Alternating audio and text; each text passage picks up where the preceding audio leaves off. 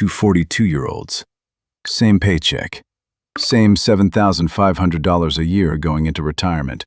Same funds. Same returns. 23 years later, one of them hands the IRS $88,000. The other hands them nothing. Same money. The only difference is the account they picked. And here's the part nobody puts in the thumbnail. Meet Brian and David. Both 42. Both make $72,000 a year. Both already have $42,000 sitting in a traditional 401k. Both get a 4% employer match. Both have 23 years until they retire. On paper, identical. The only thing they do differently is where the next dollar goes. Brian keeps pouring everything into his traditional 401k. David splits his. And that one choice is what creates an $88,000 gap in what they owe the government. But before you assume David wins, wait. Because the real question isn't who ends up with the bigger number. It's something almost nobody checks. Hold that thought. Here's how it actually works. A traditional 401k gives you a tax break today. The money goes in untaxed, but you pay full income tax on every dollar you pull out in retirement. A Roth is the mirror image. You pay the tax now, and everything you withdraw later is completely tax-free. Same $7,500 a year, same index fund, same 7% return. After 23 years, using today's 2026 tax rules, both accounts hold the exact same balance, $400,771, identical. But watch what happens when they retire. Brian's traditional money still owes income tax. At a 22% rate, that's $88,170 gone to the IRS. David's Roth, $0.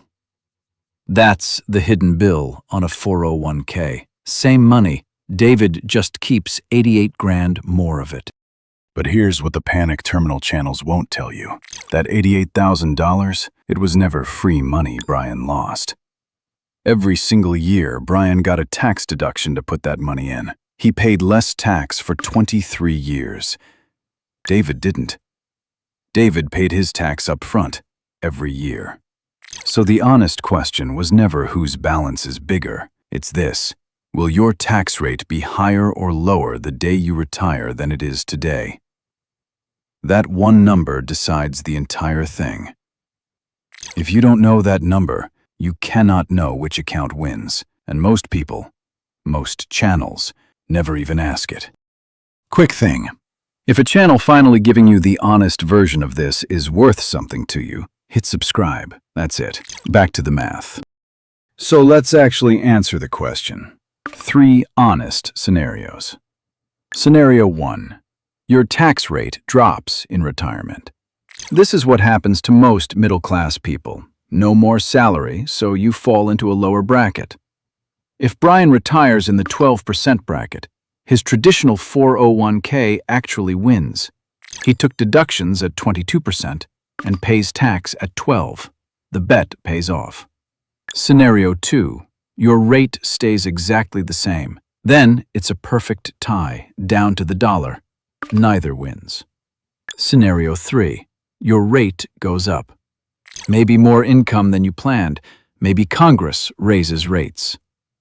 Then the Roth wins. David locked in today's lower rate. And a quick word if you're married, filing jointly. Your brackets are wider, so use your own rate. If your combined income puts you in the 22% bracket, Brian's numbers are basically yours. In the 12% bracket, the bill is smaller, closer to $48,000. The logic is exactly the same, only the rate changes. Notice what just happened.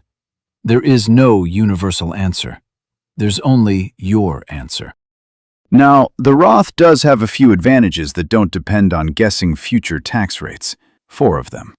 1. The contribution limit is effectively bigger. Maxing a $7,500 Roth shelters more real money than the same amount in a traditional, because Roth dollars are already tax-paid. They're all yours. 2.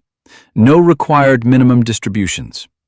A traditional account forces you to start withdrawing and paying tax at a set age. The Roth IRA never does. Your money keeps compounding tax-free as long as you like. 3. Tax-free withdrawals protect the rest of your retirement. Because Roth money doesn't count as income, it can keep your Social Security from being taxed and your Medicare premiums lower. 4. It's a hedge. Right now, tax rates are historically low and locked in, but the national debt isn't shrinking. A Roth is insurance against rates climbing later. But one rule comes before all of this, and it is not optional. Always take the full employer match first. That 4% match is free money, an instant 100% return no investment can beat. And it lands in the traditional 401k, so nobody is ever all Roth. Here's exactly what David did in order. Grab the match in his traditional 401k. Then max his Roth IRA. Then, if he had more, top up the 401k. Brian skipped the middle step entirely. He didn't lose money, he just never diversified the tax on it. That's the whole difference. I'll be honest with you. For years, I thought one of these accounts was simply better, that there was a secret right answer and I was the only one missing it. There isn't. It's arithmetic on a number none of us can predict for sure, our future tax rate. Once I accepted that, the decision got simple. Here's the framework. Lean Roth if you think your rate will be the same or higher in retirement, or if you just want the flexibility. No forced withdrawals, tax-free income, a hedge against rising rates. Lean Traditional if you're genuinely confident you'll drop into a lower bracket later. And whatever you choose, take the match first, always. So I'm not going to tell you which one to pick, because the honest answer depends on your life, not mine. You've got the math now. You've got the framework. The $88,000 question isn't which account, it's what do you think your future holds? Drop it in the comments. Are you Team Traditional or Team Roth? I read them. If this helped, like the video, subscribe, and hit the bell. We'll see you in the next one for more straight answers.